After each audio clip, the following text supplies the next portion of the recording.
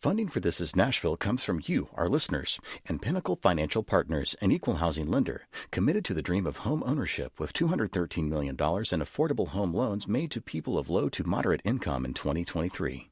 PNFP.com/home. I'm Khalil Ekalona, and this is Nashville. Today is the first day of early voting for the Davidson County primary election. That means you can start casting your ballot in person or by mail today. To help inform you as you head to the polls, we've invited all three candidates for district attorney to join us in studio to answer your questions. Stay tuned. But first, the 112th General Assembly is drawing to a close. Yes, we are less than a month away from the end of the legislative session. So let's get a roundup of what's been happening at the Capitol. Here with the details is WPLN political reporter Blaise Gainey. Hey, Blaise, how's it going? It's going great. How's it going with you? Doing well, sir. Thank you for being with us. So at the start of the session, tell me, what was the focus? Well, the focus, it seemed like, was changing the education funding formula from a more district-based formula to a more student-based one. That was at least at the governor's top of his to-do list. But lately, that hasn't been the focus that lawmakers have had. What's the status of the governor's new education funding formula? Well, it's still moving. It's not that they don't care about it at all. It's just, of course, they have their own bills that they want to carry and see things through. Okay, so sticking with education-related bills, there were some controversial book banning bills on the docket. What's up with those? Well, for the education, the one that would cause issues for librarians, it's still moving around. I'm not sure if it'll pass yet, but it's still at least in committees. And then another bill that also has to do with sort of book banning would stop any references of LGBTQ lifestyles in schools. That one actually isn't moving anymore. Okay. So as the session wore on, what did the focus shift to? Well, actually, I just kind of touched on it, but a lot of anti-LGBTQ legislation, abortion restrictions, and also redistricting has sort of lingered around all session long. Okay. So tell me a little bit more about this bill that would have allowed ministers and priests to refuse to sign off on a same-sex marriage. What happened with that one? That one actually just this morning was essentially failed. It was kicked to summer study where they plan to further research the bill and figure out, what were the issues that would not allow it to pass this year. So that won't be going through. But essentially what was happening with it was they would allow priests to have a different type of marriage. So people could still walk around with a marriage license, except it wouldn't be recognized by the state, which would cause a lot of problems. People actually didn't see that as good for just man-to-woman marriages, because it could cause issues where you can get married multiple times because it's not recognized by the state. And then also, if you die and you try to go get somebody's, their remains or whatnot, that may cause an issue if you're not actually seen as married to that person. Okay. Were there any other issues? I read that there was an issue with an age limit being omitted. Yeah, so that actually probably gained more media attention than the other portion, the same-sex portion. So in changing the law, the legislators, I don't know if on purpose they did this, but they did not include the age requirement of 17 or older for a man and woman to get married in the bill. And so it looked as if it opened up marriage for somebody 50 to 13. It was definitely seen as problematic, and it was brought up. And then there were amendments that were floated, but I don't think they ever actually got attached to the bill. And like I said this morning, the bill has been kicked to summer study. So none of that, at least at this point, is a worry. Okay, so I want to talk to you about redistricting and these new district maps. Can you give us a breakdown of what happened with redistricting and then tell us where we stand as of now? So the latest on redistricting, or at least what happened at first, was the biggest news was that Nashville's congressional districts were split up into 3. And at first they'd been just one for over 200 years. And the current Democrat that sits in the seat said he no longer wanted to run because of what had happened. Although he, there may be other reasons also, but that was his main reasoning. And now we have 3 districts in Nashville that are very Republican heavy and could allow Nashville to no longer be represented by a Democrat going forward. Now, the latest the news that has happened is the state Senate maps have been challenged, and successfully so, at least so far. The maps, the courts have asked that senators redraw those maps, and the senators, at least the Tennessee state, has opposed that and appealed it, and are waiting to see whether or not the Supreme Court will allow those maps to go forward for the upcoming election. So if the Supreme Court asks them or demands that they redraw these maps, will that change these 3 new districts that cross over Nashville? No, those are the congressional maps. Those actually, oddly enough, have not been challenged yet, although a lot of people see problems with them. These are the state Senate maps that would apply to the 33 senators that are in the state. Okay. So what actually passed in this session? What has become law? That is actually a really good question. I'm not exactly privy to everything that has become law at this point, but there are things that are not far from becoming law. And one of them, actually, if you don't mind me pivoting, is Delta 8 restrictions. And they're actually talking about that today. Also, this afternoon, they'll be talking about it, I believe, at 3 in the Criminal Justice Committee. I'm not sure if you've seen Delta 8 gummies in stores. They have them even at gas stations now, but it's sort of the cousin of CBD. And a lawmaker is looking to essentially try to put restrictions on them to not allow them to be sold at such high quantities of THC. Okay. This 112th General Assembly has been hit with more than just a few scandals. Give me a breakdown of some of the bigger ones. I'm glad you wanted to touch on that, because it's one of the issues that have been at the forefront that has nothing to do with bills or laws. So it's a federal corruption probe into a kickback scheme that the FBI says was developed by the former House Speaker's aide, Cade Cothran. The former House Speaker Casada was apparently getting kickbacks from this business that he and another representative, Robin Smith, who's since pled guilty to wire fraud, has, admitted in court that she was getting kickbacks from this made up. Well, it wasn't a made up business, but a pretty phony business. They were getting money, state tax dollars, and then using it to give out to legislators as they saw fit that would vote on bills in their favor. So how are legislators responding to this? So they've actually passed a couple of restrictions that would require, one that aims directly at this would require a government ID to be given when a business is trying to work with the state. Also, any political action committee would have to expose all financial documents. So it really just makes sure to track the money and see where it's going so that state tax dollars aren't being, used improperly. So as we get close to the end of the session, tell me, what are you really keeping an eye out for in these last few weeks? So really the LGBTQ bills have been moving a lot. One extends the bans on trans women athletes to the collegiate level, and it would create a cause of action for a student who's been deprived of an award due to a trans woman. So if somebody lost a race to a trans woman, they could sue. I believe they would probably sue the school. It isn't clear on exactly who would be at fault for that. And then another has to do with districts, and it would withhold money if a district does not identify the gender that is assigned on birth of one of their athletes. Okay. It puts teeth essentially in a bill that was filed last year banning trans women from competing.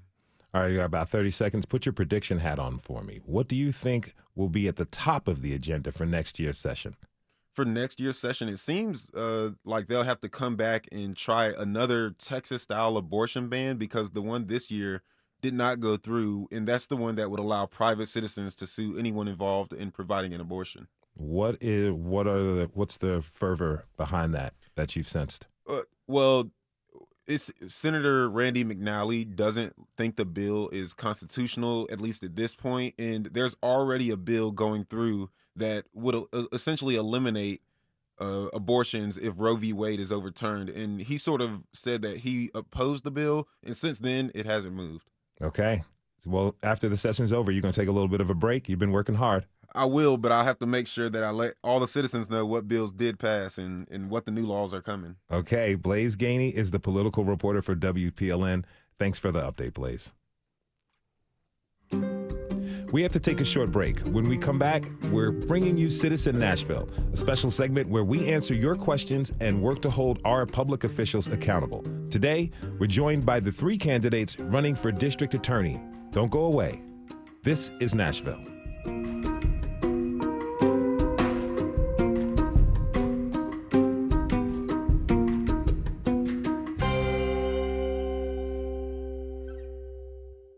Funding for This Is Nashville comes from you, our listeners, and Music City Prep Clinic, Nashville-based provider for PrEP, and offering comprehensive sexual health services in an environment designed to be safe, professional, and shame-free.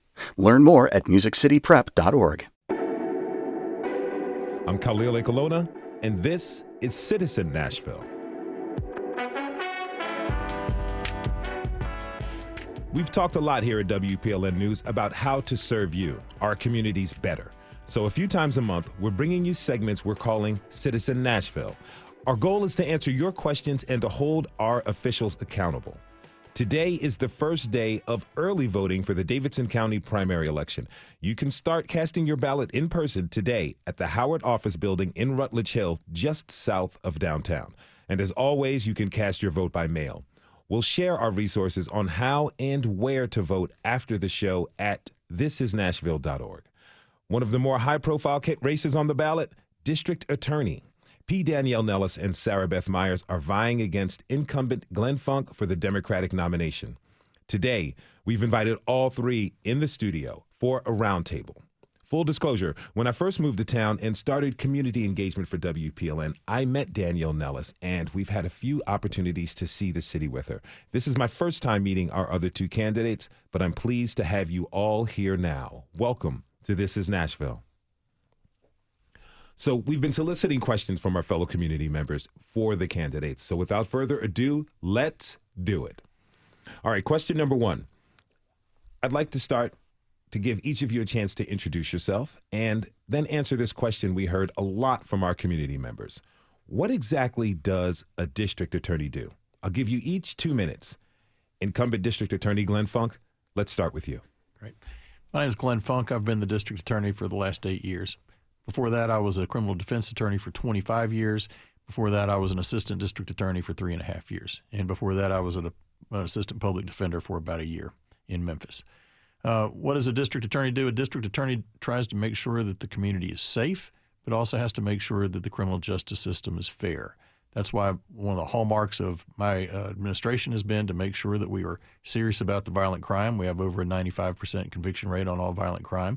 But it's also to make sure that people get the support, the treatment, diversions, sometimes outright dismissals when jail is not the answer. We've been able to successfully lower our jail population by over 50%. We lead the nation now in the elimination of mass incarceration at the local level. We've had a tremendous amount of success. When I ran for this office 8 years ago, a person who was currently a criminal defense attorney ran against 2 people who were career prosecutors. The term criminal justice reform was not a term in 2014, but criminal justice reform was needed in 2014. That's why I ran, saying that I knew the difference between a bad person and a good kid in trouble. I touted my experience on both sides of the courtroom, and I was elected, and I got to work, and I've achieved criminal justice reform in some dramatic ways over the last 8 years. Thank you. Danielle Nellis. Well, thank you so much. Like you said, my name is Danielle Nellis, and I want to answer that question. What does a DA do? The DA on paper is responsible for prosecuting all criminal charges within their jurisdiction. Our jurisdiction here in Nashville is the 20th Judicial District, and because of the size and population, we only cover Davidson County. Other judicial districts cover multiple counties. Here in Nashville, the person of the district attorney is responsible for setting the policies and procedures through which cases are charged, and they proceed through the criminal justice or court process.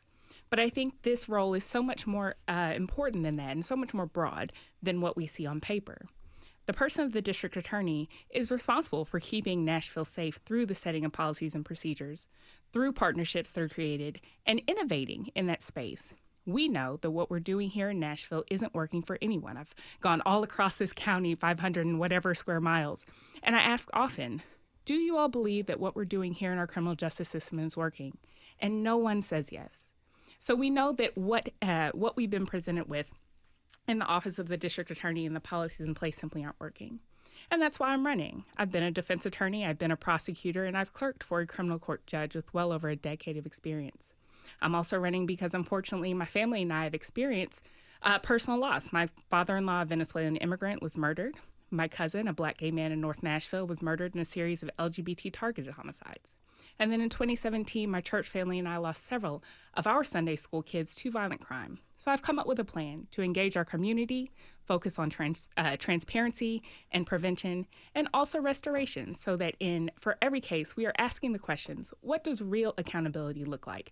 How do we reduce harm? And how do we work towards healing in our community? And we need somebody with innovative ideas and a balanced perspective to move our city forward. Thank you. Sara Beth Myers. Thank you so much for having me on.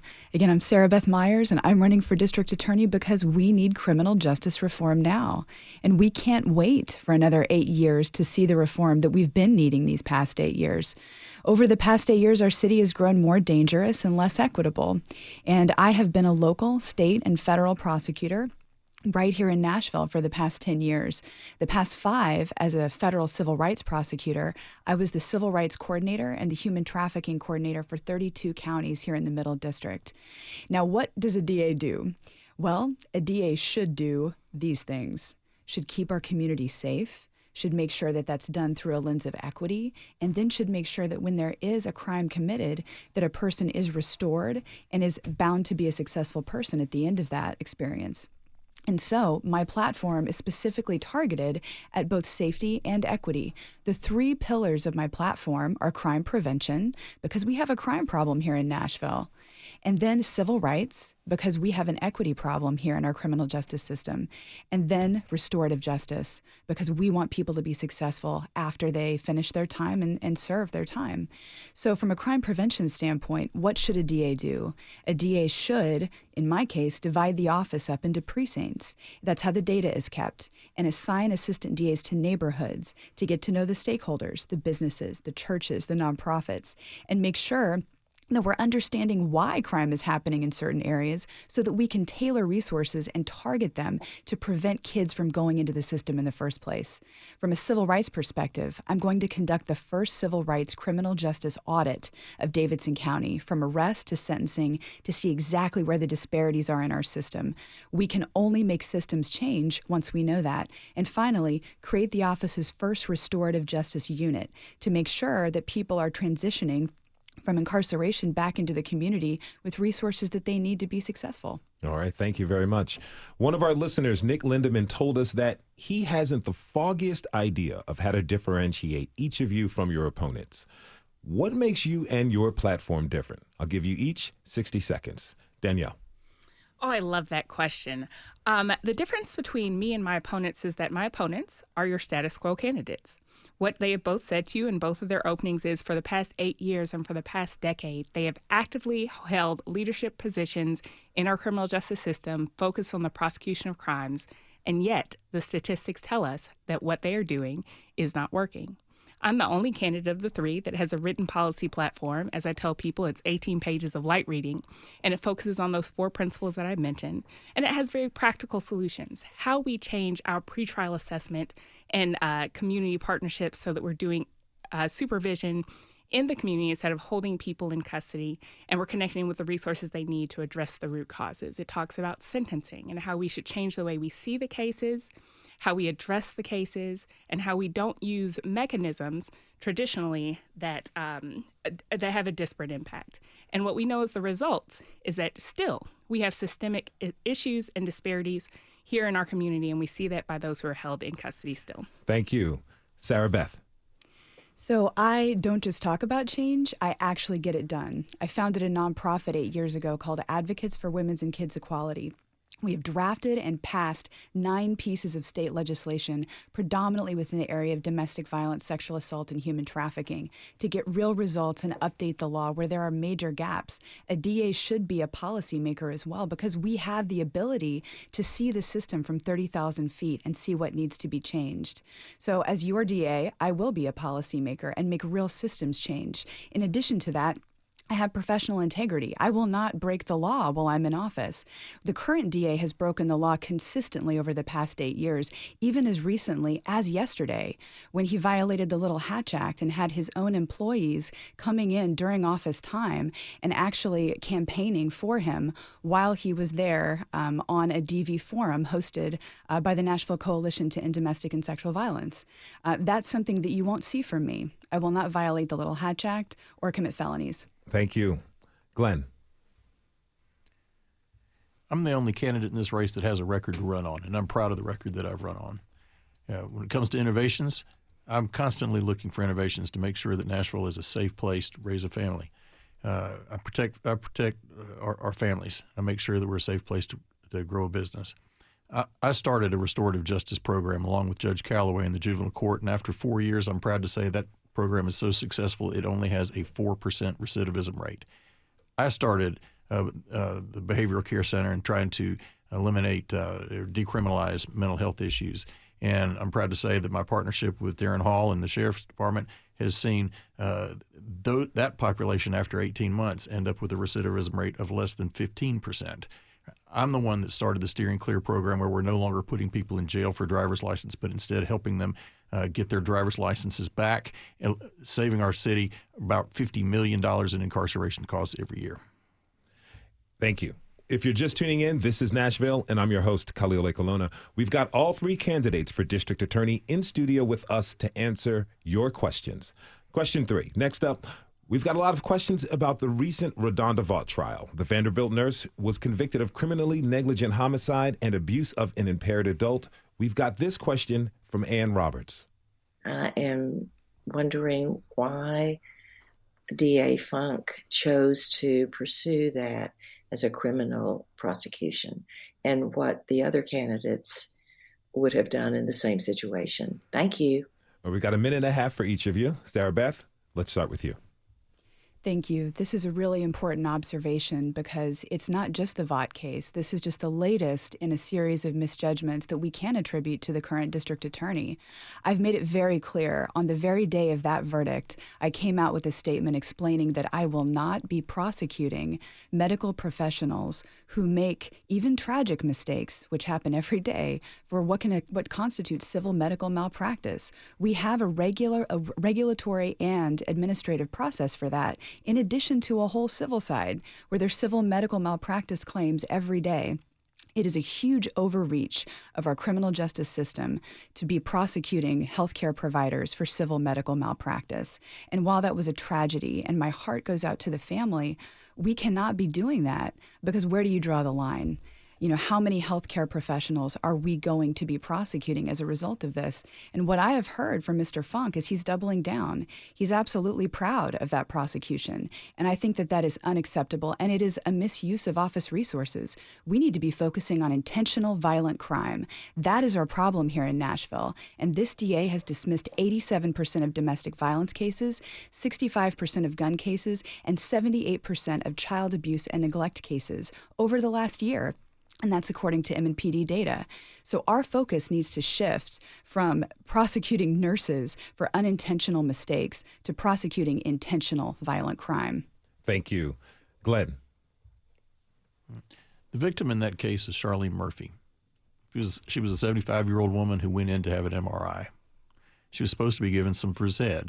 Instead, Redonda Vaught, through her gross neglect, went through 18 different stop signs, 18 different places where she had to either override a system or ignore what her training was. She didn't get her administration of the drug even verified by the nurse that was on her left elbow at the time. She injected a patient with something that was not a relaxer, but a paralytic. And even though she knew that it was a paralytic because it was right on the top of the vial, she still injected her with a paralytic and left her to die over a 30-minute period alone, unable to call out for help. And even if she had been able to call out for help, which she couldn't because she was paralyzed, she wouldn't have been heard because Redonda Vaught had left her alone. When I got that file in from the TBI, I looked at it and it looked like it was obviously gross neglect to me. But I said, hold on a second. Let's see if what the other medical professionals think about this. We had 30 medical professionals, including expert witnesses, all review it. They all said, yes, this is gross neglect. We then indicted the case. Once we indicted the case, we took it to a jury trial. A jury that included 2 medical professionals, one of whom was a nurse, convicted Redonda Vaught. Right? Now she has lost her license and cannot get it back because of the conviction. Our job is public safety, and we wanted to make sure that the public was safe and she could not continue to be a nurse. Thank you. Danielle. First and foremost, I want to make sure that in this conversation, we are recognizing that the victim certainly lost their life and that their family is having to walk through a very public grief process. And I want what I say to no way diminish their grief process. I also don't want to challenge the authority of a jury to come to a conclusion, because we believe that is the most just and fair way to resolve cases, is to take them to trial.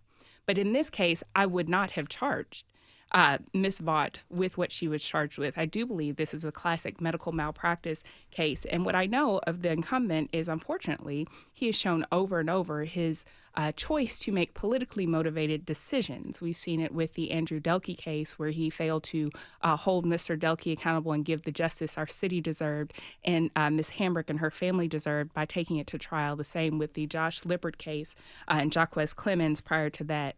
And so I think what we need to do is put a district attorney in place who will not abuse their discretion and certainly look at cases as they are. I do not think Ms. Vaught should have been charged for a medical malpractice issue, but it is what the charges were indicative of a systemic failure in the DA's office, and we must put somebody in place who is able to use their discretion wisely. Thank you. Next, we're going to hear from Dolores Butler, who has lived in Nashville since 1978, about the issues that matter to her in this election. So what I would like candidates to know that's running for office is really to take the community serious, not to take anything for granted. There's still too much violence and crime. But people are, it's not so much what we're talking about guns, people buying guns and gun safety.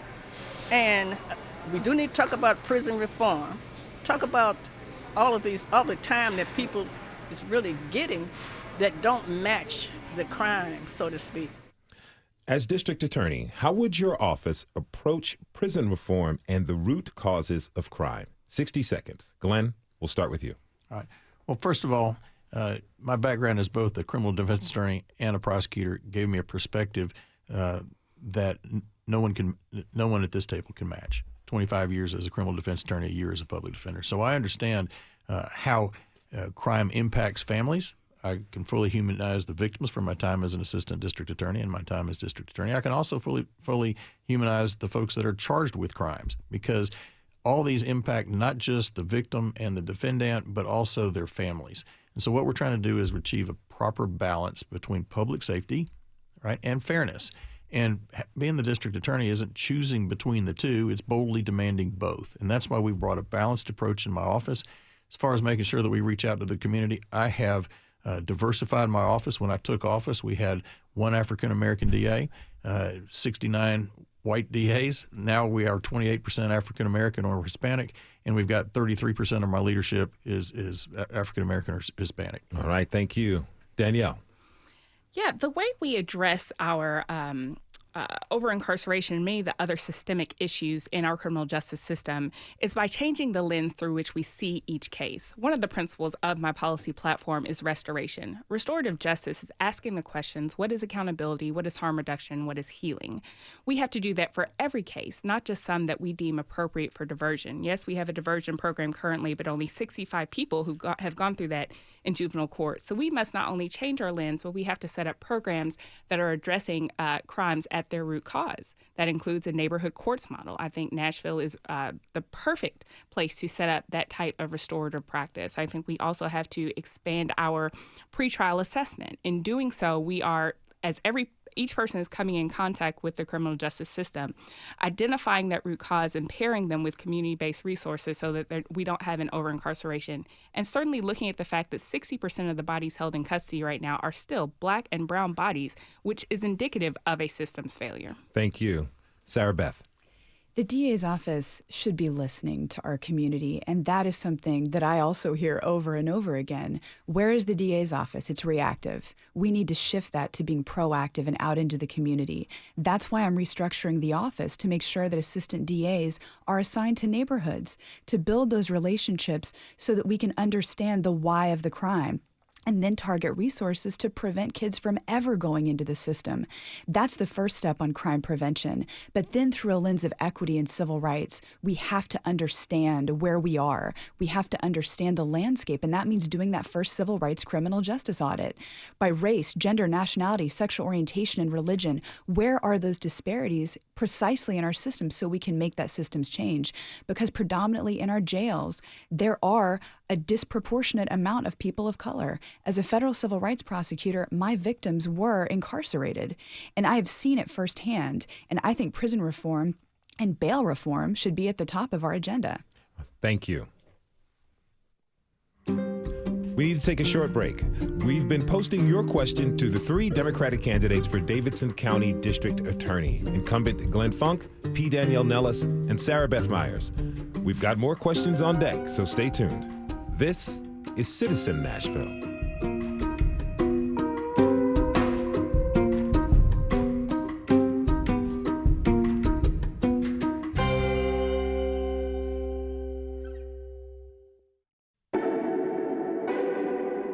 I'm Khalil Ekalona, and this is Citizen Nashville.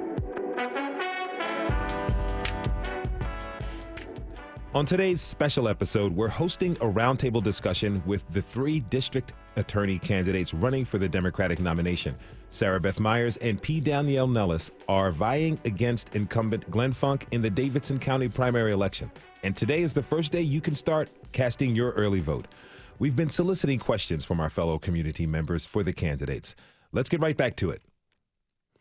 I'd like to start with a question we got from Sheila Clemens Lee, whose son was killed by a police officer in 2017. She asks, quote, "When our children are homicide victims, how is it that y'all turn them into suspects instead of victims because their past arrest record has nothing to do with why they were killed?" End quote.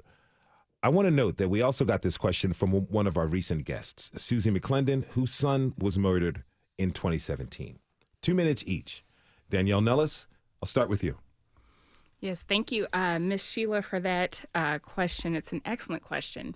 And I think what happens, and we're going to go, I guess, a little more amorphous on this one, but what we see when we are dealing with African-American suspects particularly is how the media often portrays them as violent and starts to put their face out there using mug shots instead of personal shots from Facebook or somewhere else. And I saw this very personally when we lost several of our Sunday school kids to violent crime. One of my kids had been arrested and was a juvenile, but at the time he wasn't doing anything wrong. But the shot that the media decided they wanted to find was a picture from his arrest, when a quick Google search would have given you one that was more sympathetic. And we certainly understand the long-term implications of portraying these young people in a negative light because they are victims. I think we also in our system really need to wrestle with the fact that there is no black and white answer here, right? Often victims have been defendants and defendants have been victims. Indeed, we know that criminal behavior, for the most part, is a trauma response. When people are participating in criminal behavior, it is because there are conditions that make it more likely, social determinants that make it more likely for them to come in contact with the criminal justice system. So my goal is to humanize the individuals who are coming before us, be it victims, defendants, even the attorneys who are dealing with the cases and the police officers. We have to put people first in prosecution. And in our processes in court, we've got to expand the spaces and opportunities to do that. We know that right now assistant DAs are given dockets that are hundreds of cases long, and they only see the numbers, they only see the names, but they never have the opportunity to really get behind who is listed there as both the victim and defendant. So I think this question really taps on a much larger societal issue, but there are solutions that we can take here in Nashville to move our city forward, and I'm prepared to do so. Thank you. Sara Beth Myers. Thank you. I'm so sorry for the loss that these families have experienced. And unfortunately, this happens all too often. I've seen it in so many civil rights investigations, going into jails where corrections officers are abusing inmates to the point where they have to go to the hospital. These are excessive force federal violations of federal law. And it is important that we understand the relationship between state and federal law enforcement, and that we make sure that we are referring cases that need to be investigated by the Department of Justice and the FBI when that occasion calls for it. And it is crucial that those cases be investigated and that we do training to prevent it. I've been doing both of those things for the past 5 years as an assistant U.S. attorney. I've been going into the jails. United States versus Bryant is one of the cases that I'm most proud of, which involved an inmate who a CO strapped to a chair and tased repeatedly for a minute until his flesh looked like raw hamburger meat. Now, when I first tried that case, I got a hung jury. But you know what? Civil rights cases are hard, and sometimes you have to try them twice. So I went back and tried it again with my partner from DOJ. We got convictions on the civil rights cases on both counts. And that is what we have to do, is be persistent. I've also been training law enforcement for the past year on violence prevention and on hate crime identification. Those trainings will be mandatory when I'm district attorney, because so much of what we need to be focusing on is prevention, because all of this is preventable. We just haven't put the effort towards those prevention efforts. So it's past time. We've had 8 years. We've seen what that has produced, and that is simply not progress. And I am ready to start tomorrow today to go out and continue training law enforcement.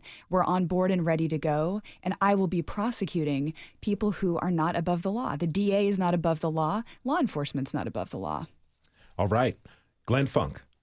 Sure. When I took office, no officer had been charged on a homicide case, partially and probably because Metro Nashville Police Department had historically investigated itself.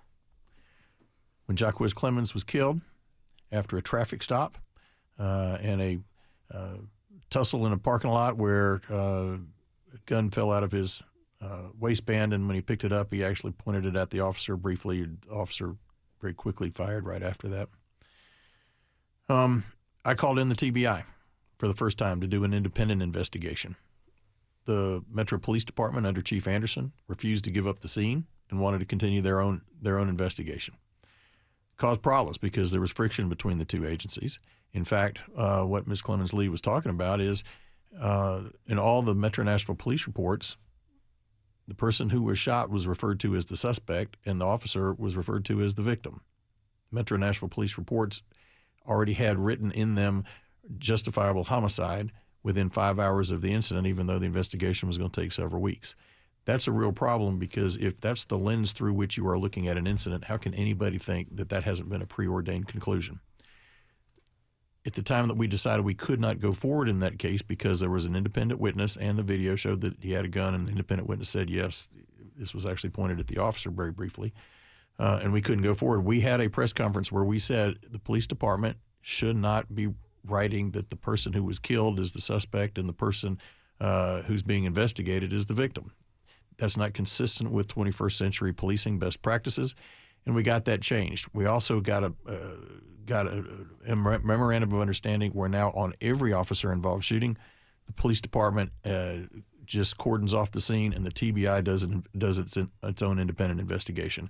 These are all steps that have to be made in order to make sure that the system is fair when we're doing these types of investigations. I've made these accomplishments. Thank you. Back in 2020, District Attorney Funk's office announced that it would not prosecute people for having half an ounce or less of marijuana. Our speaker, Sanika Lewis, left us a message saying that they'd like to expand that policy. So maybe legalize weed and people that have the marijuana charges for them to get dropped. So I'd like to ask each of you, if elected, how would you approach new and past possession charges? 60 seconds. Sara Beth. Marijuana is simply not an issue. It's not an issue locally. It's not an issue nationally. And, hopefully it will be legal in a few years and this can stop being an issue altogether. So the issue that we have had is that there's targeting, based on using marijuana and targeting to people of color, which we're aware of. There's so many disparities in the system based on that. But we did have the district attorney who said categorically he's not going to prosecute certain categories of cases, including marijuana and a number of other things. But by doing that, he got his discretion taken away by the General Assembly. Instead of keeping his head down and not prosecuting certain cases, he got media attention, and now he made it more likely that low-level marijuana cases will be prosecuted. So I'm going to be taking a different tact here than the current district attorney and making sure that I'm not going to violate people's civil rights. I'm just not going to hold a press conference and announce that I'm not categorically going to enforce certain laws. That's dangerous for the community. But the ship has sailed on marijuana, and it's not going to be prosecuted here. All right. Glenn. Yes. The arrest and prosecution of marijuana cases does nothing to promote public safety, does nothing to promote, very little to promote public health. In addition, there were tremendous disparate discrepancies with regards to who's being prosecuted, who is being arrested, who is being incarcerated. We worked every year from the time I took office to try to eliminate all incarceration on marijuana. We'd gotten that down to single digits. And 2 years ago, in an effort to try to make sure that there was that the public understood there were meaningful and concrete steps being taken on criminal justice reform, I just went ahead and made the announcement that we were no longer going to ever prosecute simple possession of marijuana, less than half an ounce. I thought that was an important step to take. It was an important step to announce. So now there are no disparities when it comes to marijuana prosecution, because it doesn't matter whether you're black, you're white, Hispanic, male, female. That case is not something that we're going to invest our resources in. We're going to save our resources for violent crime. Danielle.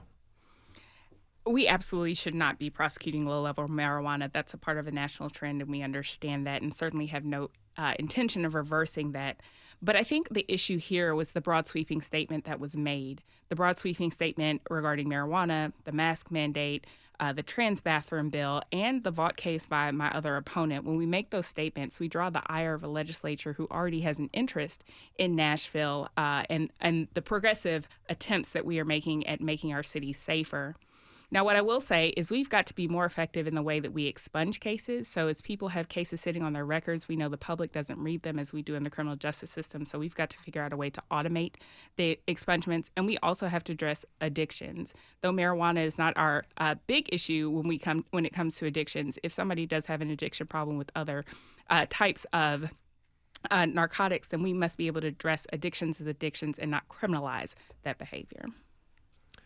If you're just tuning in, this is Nashville, and I'm your host, Khalil Ekalona. This hour, we're posing your questions to our 3 district attorney candidates. Dolores Butler, who we heard from earlier, had a bit more to say about how candidates running for office interact with the community they'll serve. Take a listen. We need community leaders out here, real community leaders, not just running for politics. On the ground, getting your hands dirty and doing something out here in this community. That's what we need. Not just the election cycles. We don't need to just see you when it's time for election. We need to see you every day in the community. And then when it's time coming to election cycle come around, people to know who you are, know your face, know your work, and they'll be willing to vote for you to put you in office. But if that don't happen, don't be asking for votes.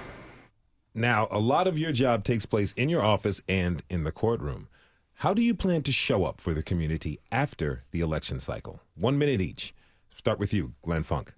Okay, great. Even over these last 8 years, I've stayed in the community in public service work, in working with nonprofits, in going to attending houses of worship beyond just my own. I attend Westminster Presbyterian. And it is important. It's not just me, but my entire office. It's important for the 70 assistant district attorneys to get out and be engaged in the community, which we are. We encourage that level of community engagement, attending community meetings, participating in nonprofits, because we've got to actually, I believe that the criminal justice system can bring the community together. In too many cities, the criminal justice system tends to be divisive and tear a community apart. But I think when Nashville works together, we can have tremendous accomplishments. Danielle Nellis. Thank you. That is a wonderful statement, and I think it's hugely important. I am from Nashville. My family's been here for 6 or so generations, and I have been in community. I serve as a Sunday school teacher. I've been selected as a fellow to our Nashville bar because of my service in the diversity, equity, and inclusion space. And indeed, I have recruited the 3 most diverse classes of interns the DA's office had ever seen, which has led to the most diverse hiring. So I'm certainly in the community doing the work, but more important than that, we have to see the entire office in the community. We must align the office with neighborhoods and not just precincts or people who we know closely. We must align with neighborhoods so the neighborhood sees all the people who are in the office, not just those who look like them. I don't know if you've seen, but several of our wonderful ADAs have been out, but it's often those who match the demographics of the community. And we know that tokenism is racism. So we want to make sure that we are meeting community where they are, that we're meeting the needs of the community, that we're aligning with community, opening up two-way lines of communication. Oh, and I should have mentioned I've been a basketball coach and served in that capacity as well. So I'm in community and ready to continue to do the work. Sara Beth Myers.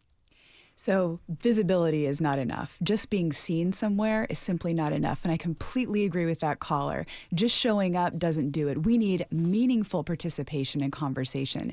That's why I will restructure the office as district attorney to assign assistant DAs to neighborhoods, to have quarterly listening sessions in those neighborhoods to hear what the issues are that are adversely affecting the people in that community and how we can help, but not just the DA's office, how we can align with the resources that that community needs. If it's nonprofit resources, if it's coming from a faith community, how can we make sure that we're preventing the crime and solving the issues in those specific locations? Because they look different in all parts of town. I've also served on a number of boards throughout my time in Nashville since 2006, and I founded my own nonprofit. So on the board of Thistle Farms and Communities in Schools, and then created Advocates for Women's and Kids Equality. I walk the walk. You will see me, but not just in location, but meaningfully. All right, so before we go, I'd like to give each of you a chance to make a closing statement. You each have 1 minute. Danielle. This election is about whether we want to continue with the status quo or we want to make change, real change, here in Nashville.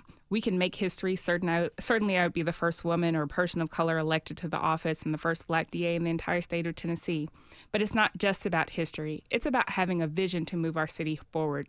We must know all that Nashville is. I love being here on the show, Khalil, because your listeners know all the many issues we face, but also the promise of our amazing future.